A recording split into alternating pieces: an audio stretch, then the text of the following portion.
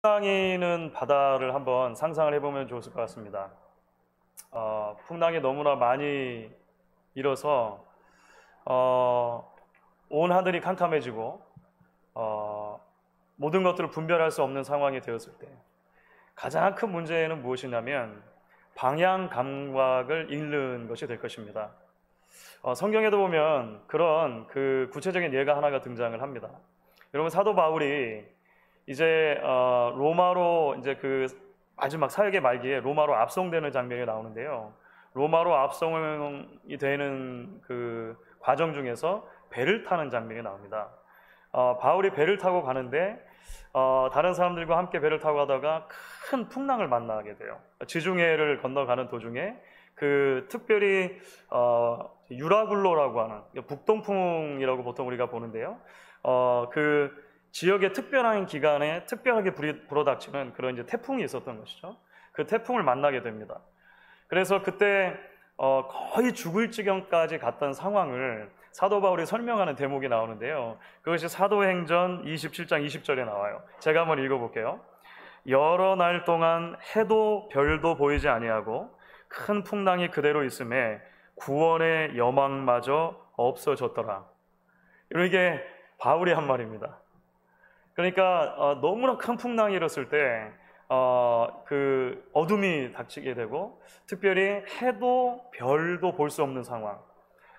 고대 사회에 있어서 사실 배를 타고 항해하는 이들에게 사실 방향을 알려주는 기준점은 낮에는 해고 밤에는 별이었습니다.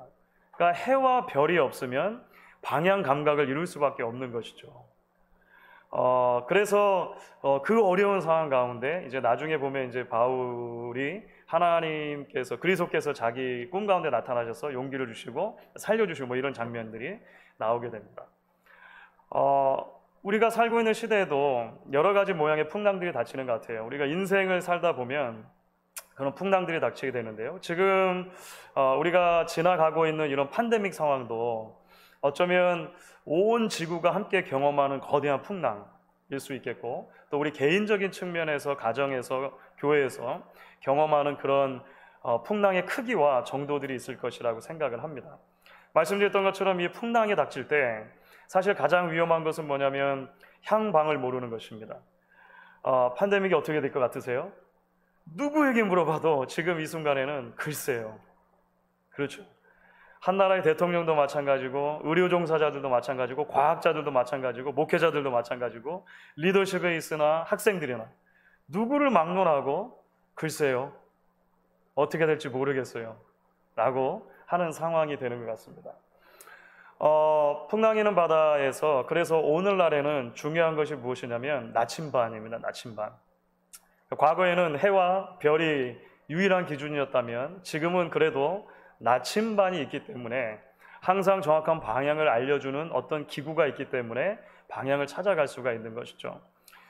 우리가 팬데믹 상황을 지나면서 인생의 거대한 풍랑을 지나갈 때 우리에게도 그런 나침반이 필요하다라고 생각을 합니다.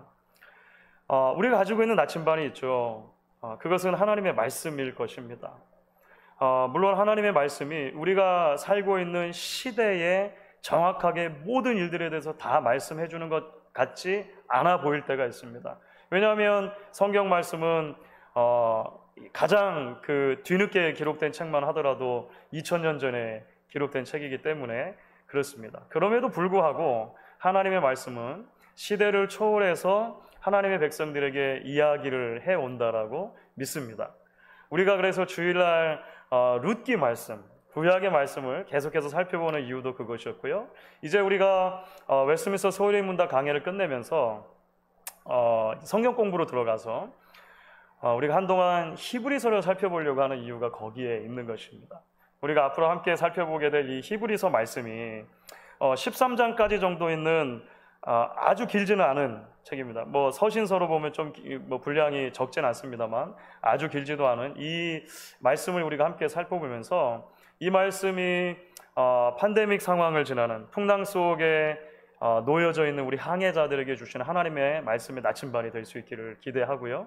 여러분들이 그런 기대를 가지고 함께 말씀을 나눠주시면 또 들어주시면 좋을 것 같습니다. 기회가 되시면 여러분 이제 한번 13장까지 정도니까 우리가 말씀을 좀 더 깊이 있게 연구하기 전에 미리 한번 읽어보시는 것도 도움이 될 것 같습니다. 오늘 이제 서론을 같이 나눌 텐데요. 이 서론의 말씀을 여러분과 함께 나눈 다음에 여러분들이 이제 다시 히브리서를 펼치시면 전혀 새로운 각도에서 히브리서가 읽어질 것이라고 저는 믿습니다. 왜냐하면 오늘 사실 이제 서론적인 면에서 히브리서가 기록된 배경에 대해서 말씀을 드릴 거고요. 그리고 그 배경 속에서 히브리서가 다루고 있는 주요 주제를 이야기해 보게 될 텐데요. 초대교회 성도들이 직면했었던 상황과 우리의 상황을 대입해 보면서 그 메시지들이 오늘날 우리에게 어떤 방식으로 다가오는지 우리가 계속 이야기를 좀 나눠보려고 합니다. 말씀드린 것처럼 오늘은 이제 전체적인 배경 그리고 주제를 다루게 될 텐데요. 히브리서의 배경을 이제 살펴보기 위해서 먼저는 저자 이야기를 좀 해야 될 것 같아요. 그런데 사실 히브리서만큼 신약에서 히브리서만큼 누가 히브리서를 썼는가에 대해서 오랜 기간 동안 많은 논의가 있었던 책도 없는 것 같습니다. 왜냐하면 히브리서 자체가 누가 기록했다, 나 누구누구는 이렇게 그 소개를 하고 있지 않아서 그래요. 바울 서신 같은 경우는 나 바울이 편지한다, 보통 이렇게 이제 소개를 하는 경우가 많은데 히브리서는 그렇지 않습니다. 전통적으로는 그래서 이제 바울이라고 이야기하는 사람들이 많이 있었고요. 오늘날까지도 그런 분들이 좀 있는데요. 사실 이제 최근에 들어와서는 히브리서를 바울이 썼다고 하기에는 믿지 못할 만한 부분들이 너무 많다라고 하는 것이 보통의 견해입니다. 일단은 문체가 너무 다르다는 거예요. 글을 쓰는 문체. 여러분 사실 제가 글을 쓰는 글의 문체 색깔하고 또 여러분들이 쓰시는 각각의 색깔이 다 다를 수 있잖아요. 그렇죠? 각 사람이 사용하는 어투, 잘 사용하는 단어들, 표현들, 뭐 이런 것들이 다 다를 수 있으니까 그런 관점에서 히브리서를 보면 바울은 아닌 것 같다는 거예요. 그러면 도대체 누굴까? 여러 사람들이 많은 이야기를 했어요. 누가? 바울하고 늘 같이 선교여행을 자주 다녔고 특별히 굉장히 자세하게 무엇인가를 기록할 수 있는 시선을 가지고 있었던 역사가이자 동시에 의사였던 누가가 아닐까. 또 어떤 사람은 빌립이 아닐까. 어떤 사람은 바나바가 아닐까. 어떤 사람은 실라가 아닐까. 뭐 여러 있습니다. 심지어 그 19세기 말 20세기 초에 조금 진보적인 학자인데 하르나기라고 하는 사람은 브리스길라, 굉장히 진보적이죠. 여성 저자를, 그래서 당시로 보아서 여성이 써놓고 이름을 함부로 씌울 수 없으니까 이름을 안 적은 거다, 이렇게. 그럴듯합니까? 루터 같은 사람은 아볼로로 봤습니다. 아볼로. 그러니까 그 바울이 만났던 사람 중에서 가장 학식이 훌륭한 사람 중에 하나였고 리더십이 탁월한 사람 중에 하나였던 아볼로가 아닐까. 뭐 자, 이렇게 많이 복잡할 때 보통은 이제 우리가 어떻게 결론을 내는 게 가장 안전합니까? 모르겠다. 모르겠다. 저희만 그런 게 아니고요. 3세기에 그 위대한 교부였던 오리겐이라고 하는 교부가 있는데 히브리서를 누가 썼는지는 오로지 하나님만 아신다. 이게 정답이자면 정답이겠죠. 나중에 우리가 다 주님 곁에 가면 이제 저도 이제 여쭤보고 싶은 게 많이 있는데 그 중에 하나, 히브리서는 누가 썼나요? 여쭤보고 싶어요. 전혀 기대하지 않았던 답이 나올 수도 있을 것이라 생각이 되는데, 우리가 저자가 누구인지는 정확하게 알 수는 없지만 저자가 어떤 사람이었는가 정도는 알 수가 있습니다. 그러니까 그 히브리서 자체가 남아 있으니까 말씀드렸던 것처럼 그 안에 있는 내용이나 문체나 여러 가지 신학을 살펴보았을 때 적어도 이 사람이 어떤 사람이었을까를 이제 우리가 추측해 볼 수 있다는 것이죠. 그러니까 많은 신학학자들은 일단은 히브리서의 저자는 탁월한 신학자였다라고 일단 생각을 합니다. 또는 탁월한 학자였다라고 봐요. 보통 이제 유대인이었다가 나중에 그리스도인이 된 유대인 그리스도인으로 보통 보거든요. 이 저자를. 그런 내용들이 많이 담겨 있어서 그렇습니다. 유대교에 일단 정통했어요. 그러니까 구약 성경에 아주 정통했었고 당시에 랍비들의 해석학의 방향이나 랍비들의 그런 관심들에 굉장히 이 훈련이 잘 되어 있는 것처럼 보입니다. 동시에 당시는 그리스 로마 사회였잖아요. 그리스 로마 사회 안에서 어떤 수사학이나 논리학, 그러니까 탁월한 그런 부분들이 있었다라고 하는 것이죠. 그래서 문체만 놓고 보면 어떤 학자들은 신약 성경에서 가장 고급 헬라어를 히브리서 저자가 사용한다. 그 구문이나 여러 가지를 놓고 봤을 때 가장 아름다운 편지 중에 하나다, 글 중에 하나다, 이렇게 이제 평가들을 하는 것입니다. 동시에 이 사람은 굉장히 탁월한 설교자였던 것 같습니다. 사실 이제 히브리서를 여러분 읽다 보면 그런 느낌을 받게 되시는데요. 편지라고 부르기보다는 설교라고 부르는 게 훨씬 더 어울리는 그런 표현처럼 보이게 돼요. 실제로 히브리서 저자도 나중에 13장에 가면 자신의 글을 편지 이렇게 말하지 않고 권면의 말이라고 표현하거든요. 당시 이 권면의 말이라고 하는 것은 설교를 보통은 의미했습니다. 그러니까 이 설교로만 놓고 보았을 때 이 내용들을 쭉 살펴보면은요, 굉장히 체계가 잡혀 있는 기독교 초기 공동체가 남겨두었던 설교 가운데 가장 탁월한 설교 중에 하나다. 보통 또 이렇게 이제 생각을 하는 것입니다. 그 논리라든지 예화. 우리가 잘 알고 있는 히브리서 11장은 믿음장이잖아요. 모든 사람이 다 알고 있는 구약의 인물들을 다 끄집어내어가지고 예화를 드는 거죠. 탁월한 이 설교 방식들이 있었다는 거예요. 아울러서 히브리서의 저자가 단순하게 학자이고 웅변가일 뿐만 아니라 굉장히 뜨거운 목회자였다라고 하는 것도 이제 히브리서를 읽다 보면 느껴진다는 것입니다. 그러니까 히브리서를 받는 그 독자들의 이전 상황과 현재의 상황을 너무나도 낱낱이 잘 파악하고 있는 거예요. 그러니까 회중을 이해하고 있는 것이죠. 회중을 잘 이해하고 그들에게 하나님의 말씀을 가지고 위로하고 권면하고 도전하고 하는 일을 너무나도 탁월하게 해내고 있다는 것이죠. 그래서 우리가 읽다 보면 히브리서의 저자가 우리에게 이제 어려운 이유는 뭐냐면 구약적인 배경이 굉장히 많고 어려운 용어들, 자칫하면 너무 신학적이지 않는가 이렇게 생각될 그런 개념들이 등장하기 때문인데요. 당시에 처음 히브리서를 받는 사람들의 입장에서 보면, 성도들 입장에서 보면 너무나도 그들을 잘 이해하고 그들의 정황 속에서 그들이 이해할 수 있는 언어로, 그 개념으로 이제 설명을 해주고 있다. 그는 탁월한 신학자였고 탁월한 웅변가, 설교자였고 또한 뜨거운 목회자였다라고 하는 것을 우리가 기억을 할 필요가 있을 것 같습니다. 자, 그러면 이것이 이제 저자라고 대략 우리가 이제 누군지는 알 수 없고 이런 정도다, 이 정도 이제 우리 생각을 한 건데요.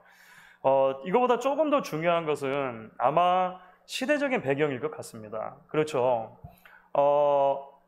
히브리서를 이 저자가 쓸 수밖에 없었던 그런 어떤 시대적인 특별한 배경이 있었다는 것이죠. 그리고 그 시대 속을 살아가고 있는 그리스도인 공동체 그룹, 소위 말하는 교회가 있었다라고 하는 것을 우리가 기억할 필요가 있어요.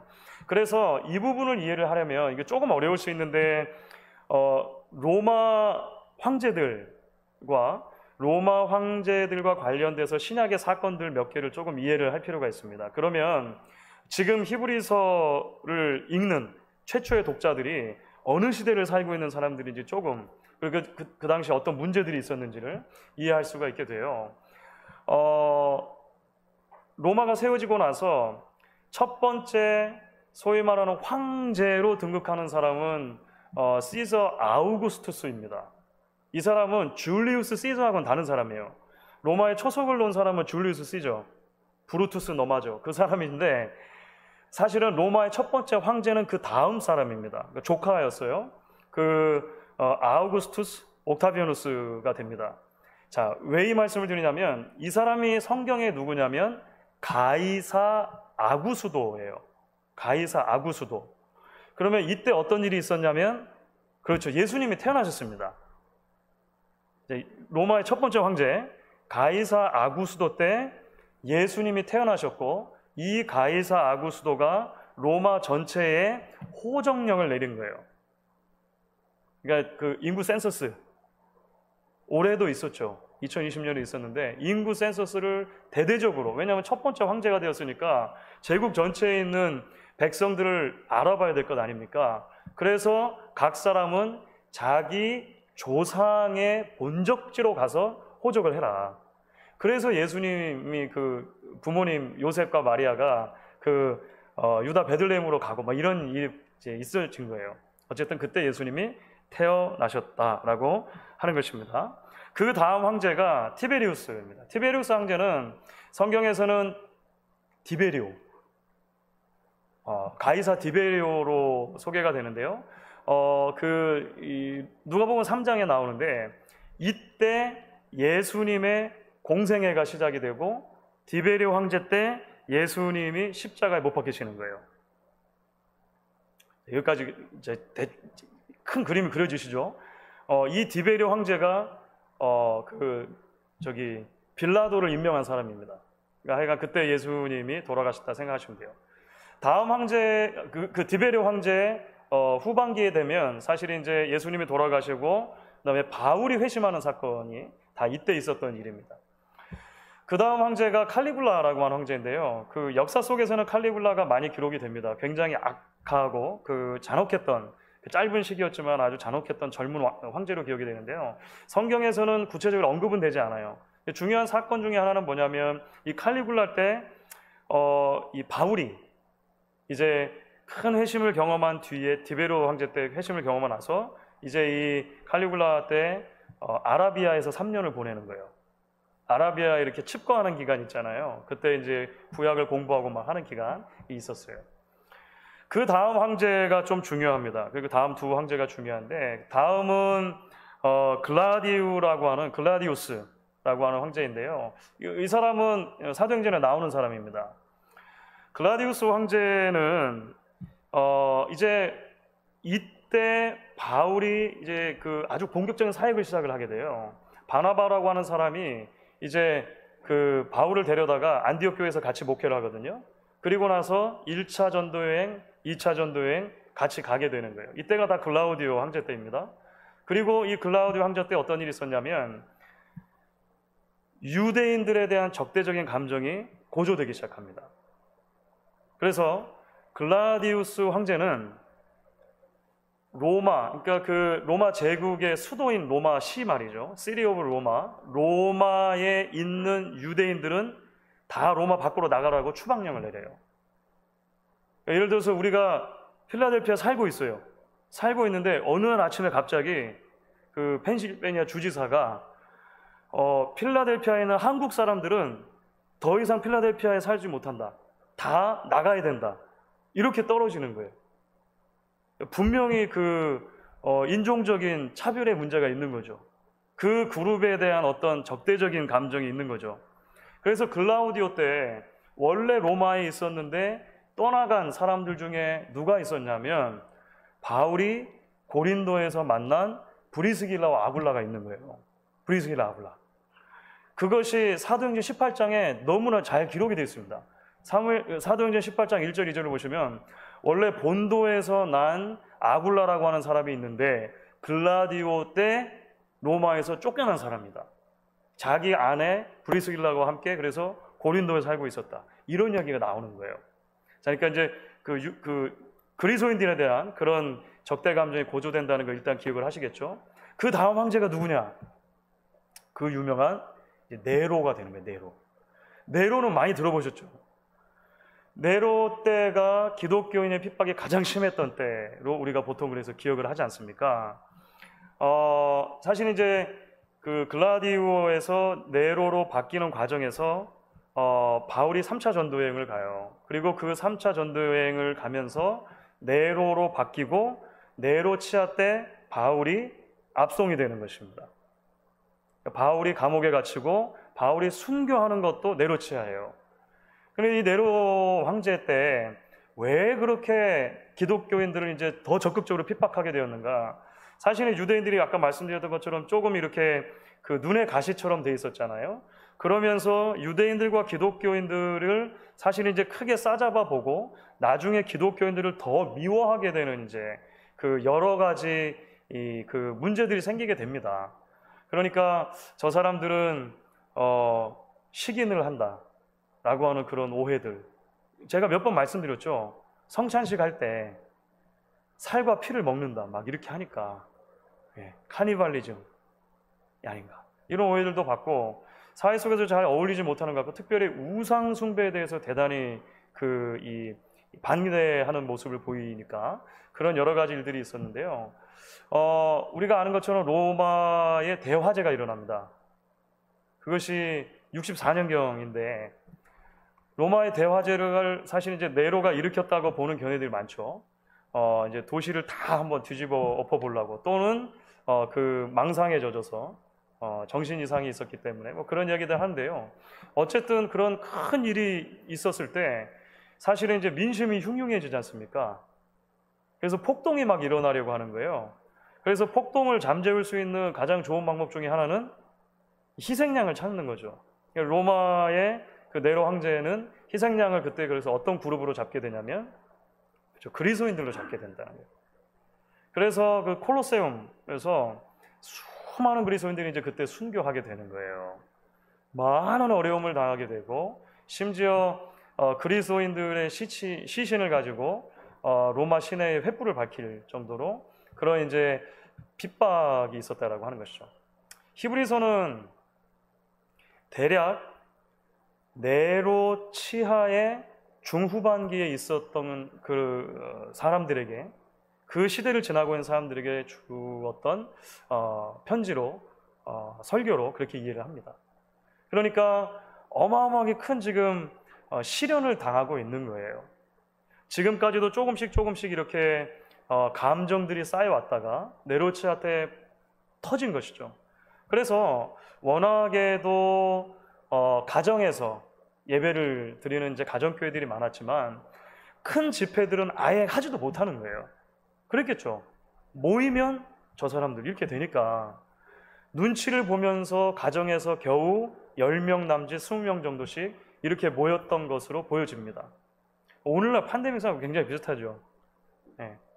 예배를 마음대로 그렇게 드리지 못하는 상황들. 더 큰 문제는 무엇이었냐면 그런 어려움의 시기를 지날 때 우울한 마음이겠죠. 그러니까 절망적인 마음, 낙심되는 마음들, 그런 힘든 마음들 사이로 이제 신앙의 회의가 찾아오는 것입니다. 대개 말씀드렸던 것처럼 그 히브리서의 첫 번째 그 독자들은 로마에 이제 글라우디오 때 쫓겨났다가 다시 돌아오든지 아니면은 이렇게 모이기 시작한 로마를 중심으로 하는 유대인 출신 그리스도인들, 보통 이렇게 보거든요. 그들이 자꾸 이제 기독교 신앙에 대해서 회의가 생기는 거죠. 예수를 정말 계속 믿는 게 옳은 일일까? 어떤 사람은 심지어 예수 믿는 것 때문에 자기 유대인 가정에서 우리로 말로 하면 호적이 파내지는 그런 위험도 감수를 했는데 핍박이 오는 거예요. 사회적으로 너무 어려움을 당하는 거예요. 괴로운 것이죠. 예수를 계속 믿어야 하나? 사실 주님이 빨리 오신다고 했던 것 같은데, 주님이 빨리 오셔서 이렇게 우리 억울한 상황을 다 들어주시고 신원해 주신다고 했던 것 같은데 왜 상황은 계속 더 어려워지기만 하나? 이런 여러 가지 고민들이 있었겠죠. 결국 히브리서가 쓰여진 것은 이런 어려운 고난의 시기를 살아가면서 핍박이 있고 신앙에 대한 회의가 생기고 포기하려고 하는, 그래서 다시 뒤로 돌아가려고, 다시 유대교로 내가 돌아가야 되나? 뭐 이런 거 있지 않습니까? 그리고 왜 예수님 오시지 않는가? 기독교인들과 사회와의 관계는 도대체 무엇이어야 하는가? 이런 아주 구체적인 문제들을 가지고 고민하는 성도들에게 이제 뜨거운 마음을 가지고 있었던 그 히브리서의 저자, 설교자가 이제 글을 써서 보내는 것이죠. 여러분들, 하나님을 신뢰해야 합니다. 믿음을 끝까지 지켜야 합니다. 믿음 가운데 살아가는 것이 참 복된 것입니다. 예수 그리스도는 얼마나 우리에게 존귀한 구주이십니까? 여러분들 아직도 이 땅에 발딛고 살아가지만 하늘의 시민으로 살아가는 것이니 살아갈 의미가 있습니다. 이유가 있습니다. 계속해서 권면하고 위로하는 것이겠죠. 그래서 어떤 주석을 보니까 그 주석가가 상상으로 써놓은 것 같아요. 상상으로.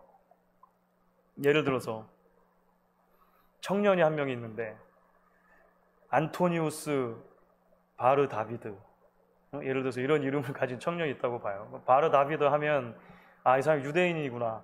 금방 알겠죠. 다윗의 자손 이렇게 라스네임이 붙어 있으니까. 근데 첫 번째 이름을 안토니우스라고 했으니까 부모가 로마식으로 이름을 지어줬겠구나. 이렇게 알겠죠.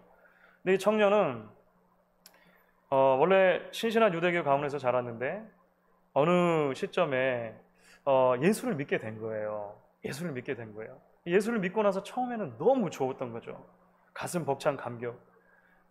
그리스도가 구약에서 그렇게 약속해 줬던 참 메시아가 맞구나.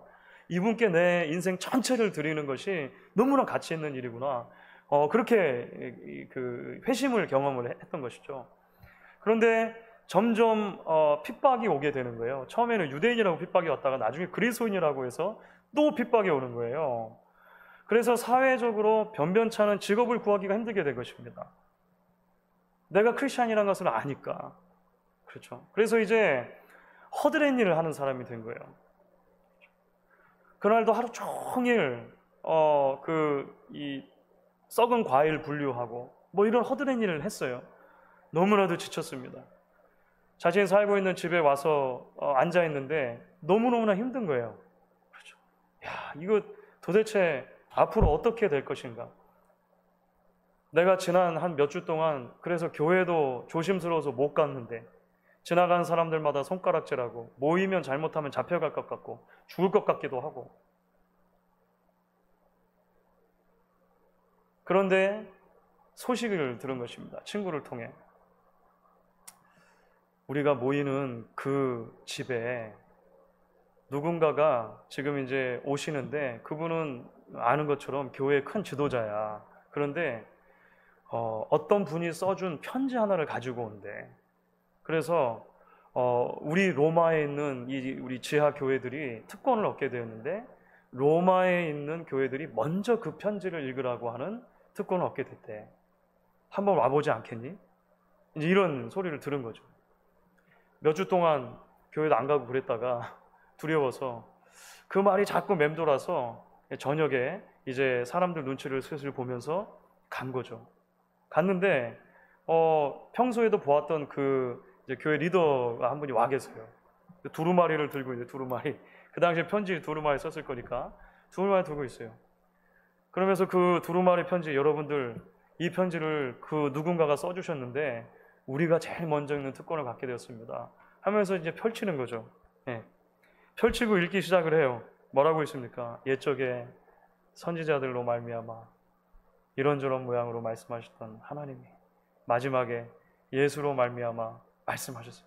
하면서 읽어간 거예요. 우리에게도 히브리서를 공부해 나가면서 그런 경험들이 있으면 좋겠습니다. 마치 오늘을 살아가는 우리에게 하나님께서 주시는 듯한 그런 음성을 들을 수 있으면 좋겠어요. 여러분, 히브리서의 주된 주제가 그래서 이런 배경 속에서 이해할 수 있는 것입니다. 오늘 구체적으로 성경 구절들이 있지 않고 여러분들이 이제 찾아보시면 되는데요. 제가 그래서 가로 속에 넣어두어 있는데요. 자, 지금 제가 말씀드렸던 것 같은 그런 배경을 놓고 봤을 때 크게는 여러 주제가 있지만 이렇게 4개 정도 주제로 요약을 할 수가 있다는 거예요. 하나는 뭐냐면요, 그리스도를 바라보라 하는 것입니다. 그리스도를 바라보라.